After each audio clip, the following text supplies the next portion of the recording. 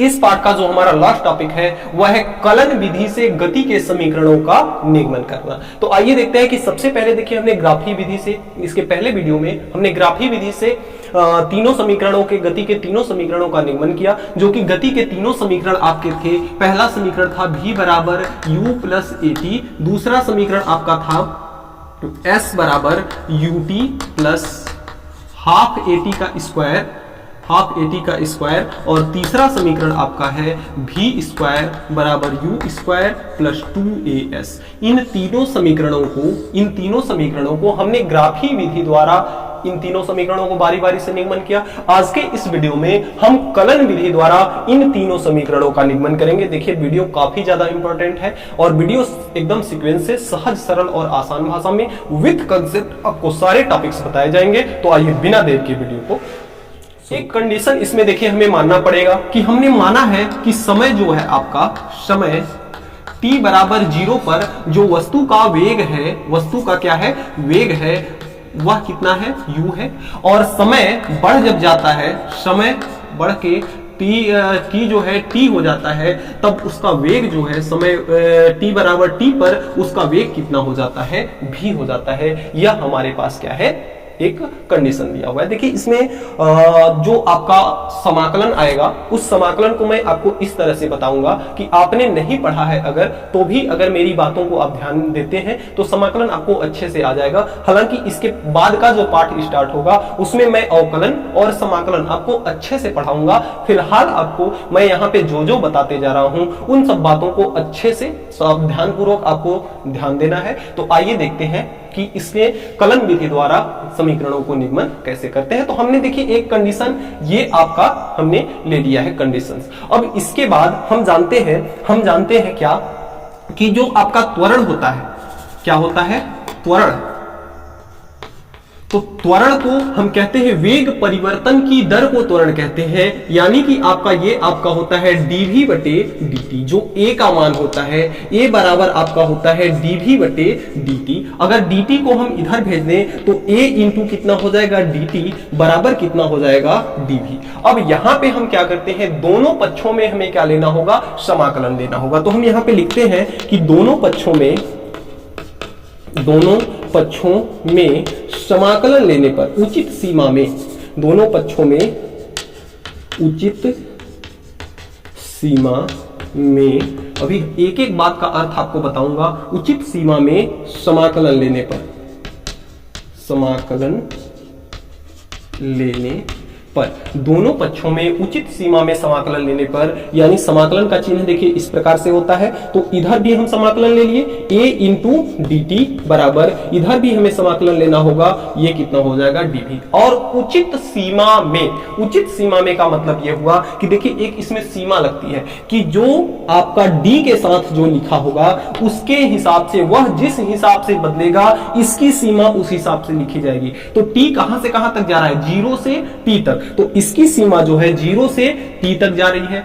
इस d के साथ क्या लगा है, v, तो v का मतलब है वेग, और वेग कहां से कहां तक बदल रहा है, u से v तक। तो इसकी सीमा जो है वह लगेगी v से u से v तक। अब देखिए जो नीचे होता है उसको कहते हैं हम upper limit, sorry lower limit, और जो ऊपर रहता है उसको कहते हैं upper limit, lower limit, upper limit, lower limit, upper limit. ठीक है।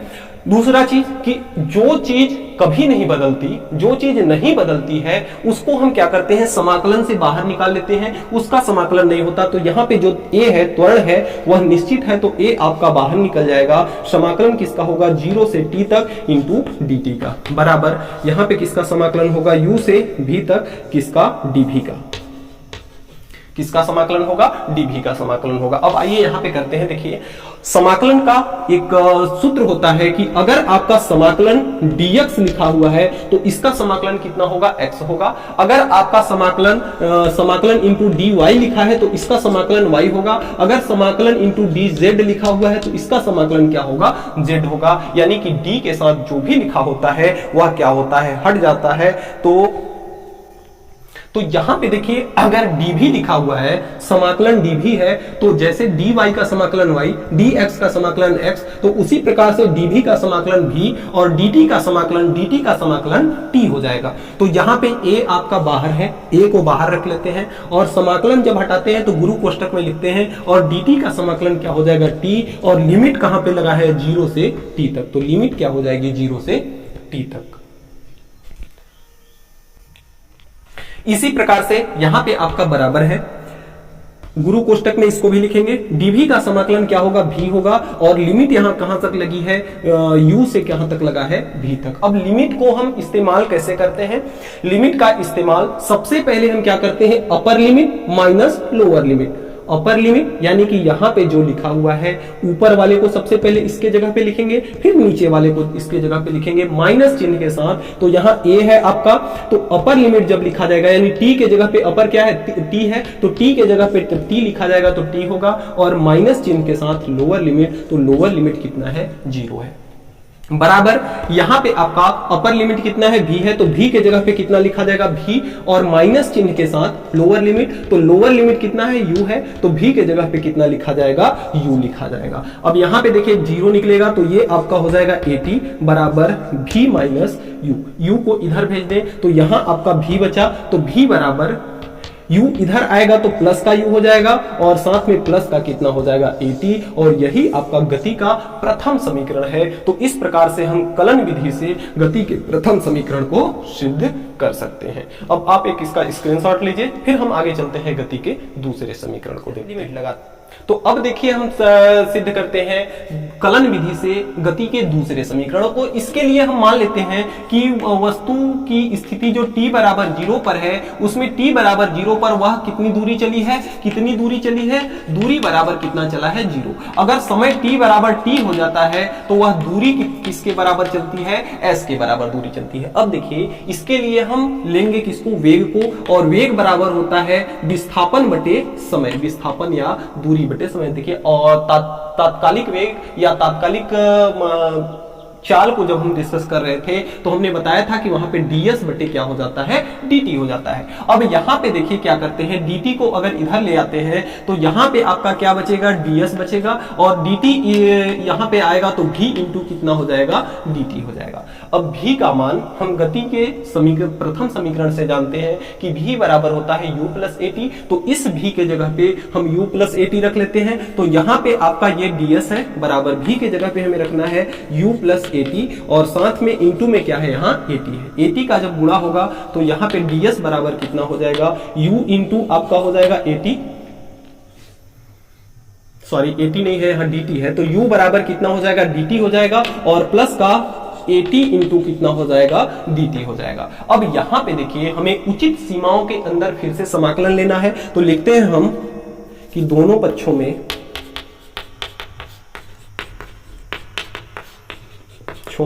उचित सीमा में क्या लेने पर, समाकलन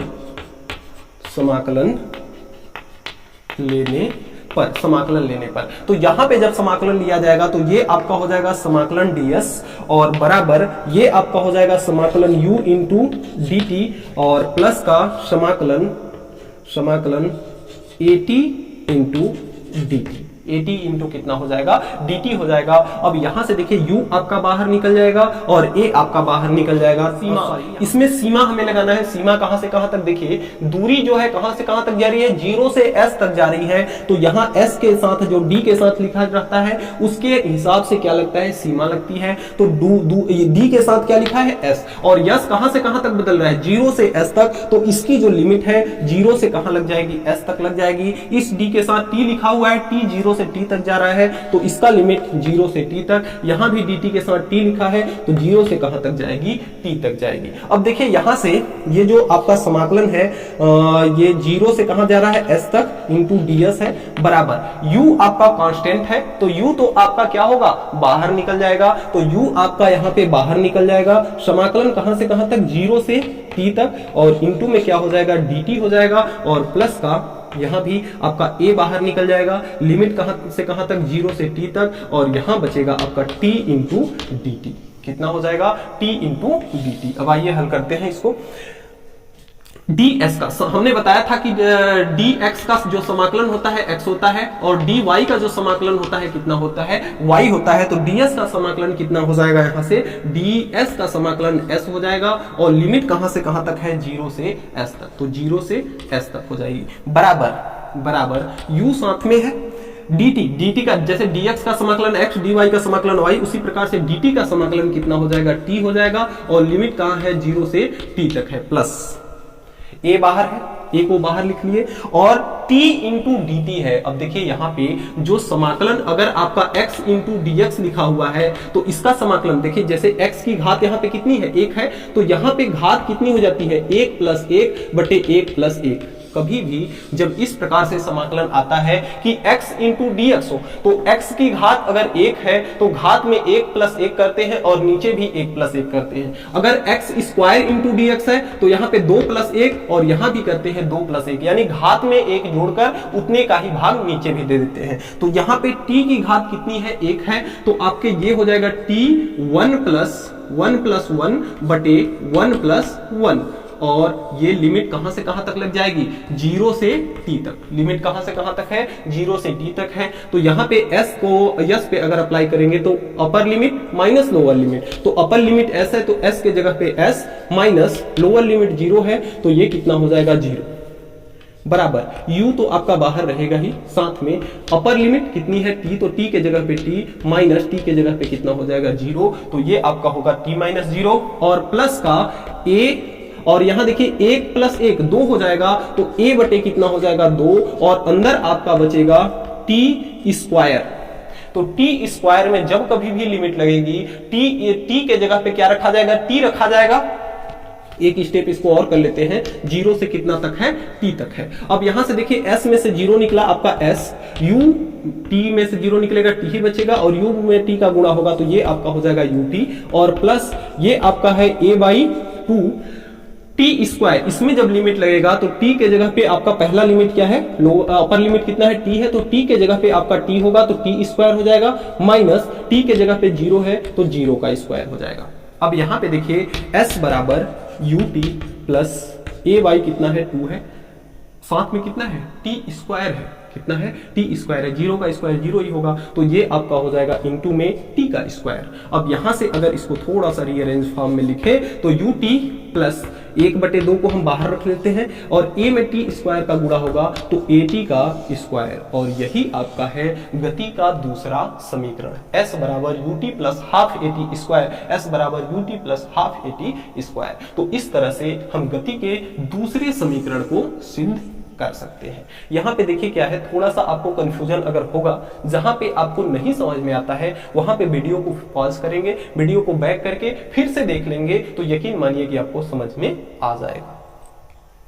तो अब आइए चलते हैं गति के तीसरे समीकरण को सिद्ध करते हैं। अब देखिए गति का जो तीसरा समीकरण है इसमें हम मानते हैं कि जो वेग है, वेग कहां से कहां तक जा रहा है, वेग जो है u से कहां तक जा रहा है v तक जा रहा है और जो दूरी है वह कहां से 0 से कितना तक चली जा रही है s तक चली जा रही है। तो वेग और दूरी के बीच में इस प्रकार का संबंध है।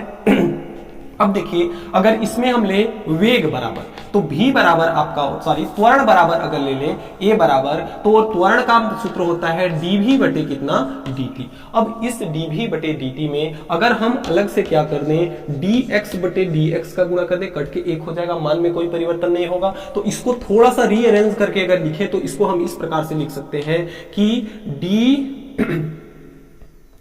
dx बटे dt, dx ऊपर का और dt नीचे का और इनटू में dv बटे कितना लिख सकते हैं dx, dv बटे कितना लिख सकते हैं dx लिख सकते हैं। अब देखिए यह dx क्या है, x यहां प्रदर्शित करता है किसको, दूरी को, x किसको प्रदर्शित करता है विस्थापन को। तो विस्थापन बटे समय क्या कहलाता है, वेग कहलाता है। विस्थापन बटे समय क्या कहलाता है, वेग कहलाता है। यह आपका क्या है, विस्थापन बटे समय है, विस्थापन बटा समय। और विस्थापन बटे समय क्या कहलाता है, वेग कहलाता है। तो इस विस्थापन बटे समय के जगह पे हम क्या रख लेंगे, वेग रख लेंगे और ये आपका हो जाएगा dv बटे dx। यह क्या हो जाएगा dv बटे dx। अब dx भाग में है, इधर कर देंगे तो किसमें हो जाएगा, गुणा में हो जाएगा। तो यहां आपका क्या हो जाएगा, dx इधर कर देंगे तो a इंटू कितना हो जाएगा dx, और बराबर यहां आपका हो जाएगा v इंटू dv, बराबर क्या हो जाएगा v इंटू dv। अब दोनों पक्षों में समाकलन लेते हैं, दोनों पक्षों में उचित सीमा में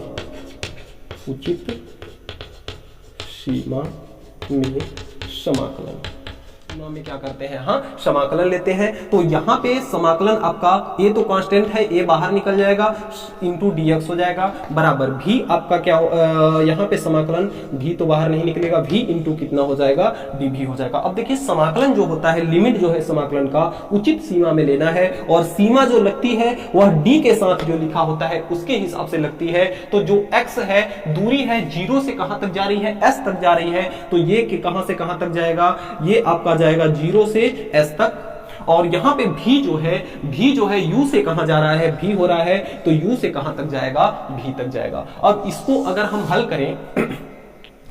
हम हल करें तो यहां से आपका क्या है, a आपका बाहर है, dx समाकलन dx का समाकलन x होता है, तो ये आपका हो जाएगा x, लिमिट कहां से 0 से x तक, तो 0 से कहां तक लग जाएगी, 0 से s तक, x नहीं 0 से कहां तक लग जाएगी, s तक लग जाएगी, और बराबर आपका है v इंटू डी। हमने आपको बताया था कि अगर x इंटू dx है तो इसका समाकलन x इंटू dx है, तो इसका समाकलन होता है x 1 प्लस 1 बटे 1 प्लस 1। ठीक उसी प्रकार से v इंटू dv है, तो इसका जो समाकलन होगा वो होगा v 1 प्लस 1 बटे 1 प्लस 1, और लिमिट कहां से कहां तक, u से v तक। अब यहां पे देखिए, यहां पे आपका यस के जगह पे a तो रहेगा ही, x के जगह पे क्या रखा जाएगा, लोअर अपर लिमिट, तो अपर लिमिट s है और माइनस का कितना है 0 है। ठीक है, बराबर का 1/2 आपका तो बाहर निकल जाएगा, और ये आपका हो जाएगा v स्क्वायर, तो पहला लिमिट v के जगह पे v रहेगा तो v स्क्वायर, माइनस दूसरा लिमिट u है, तो ये क्या हो जाएगा, v के जगह पे u रखा जाएगा तो u का स्क्वायर, इतना हो जाएगा आपका। अब 2 का यहाँ पे a का s में गुणा होगा, तो ये आपका हो जाएगा as, बराबर ये आपका है 1/2 इंटू में v स्क्वायर माइनस u का स्क्वायर, 2 का गुणा इधर करेंगे तो ये आपका हो जाएगा 2as, बराबर ये यहां बचेगा आपका v square minus u square. u square को अगर इधर हम भेजें तो ये आपका हो जाएगा u स्क्वायर माइनस का है, इधर आएगा तो प्लस का u स्क्वायर, और प्लस का यहां हो जाएगा 2as, बराबर कितना हो जाएगा, इसको अगर थोड़ा सा रीअरेंज करें तो v स्क्वायर बराबर हो जाएगा u स्क्वायर प्लस 2as, और यही आपका है गति का तृतीय समीकरण। तो डियर स्टूडेंट्स, इस तरह से हम गति के तीनों समीकरणों को कलन विधि द्वारा निगमन कर सकते हैं। तो प्यारे बच्चों, इस तरह से आपका जो पाठ का थ्योरिकल टॉपिक था वह समाप्त होता है, और हमें उम्मीद है कि आज हमने जो भी पढ़ा आपको अच्छे से समझ में आया होगा। फिर भी कहीं पे किसी भी प्रकार का कोई डाउट है तो आप नीचे कमेंट बॉक्स में कमेंट करके हमें जरूर बताएंगे, आपकी प्रॉब्लम को सॉल्व किया जाएगा। और चैनल पर आप अभी तक नए हैं, मेरा पढ़ाया हुआ अगर आपको समझ में आता है तो चैनल को सब्सक्राइब करके बेल आइकन को प्रेस जरूर कर लीजिएगा, ताकि मेरी अगली आने वाली वीडियो की नोटिफिकेशन सबसे पहले आप तक पहुंच सके। तो मिलते हैं नेक्स्ट वीडियो में नेक्स्ट टॉपिक के साथ नेक्स्ट डे, तब तक के लिए गुड बाय।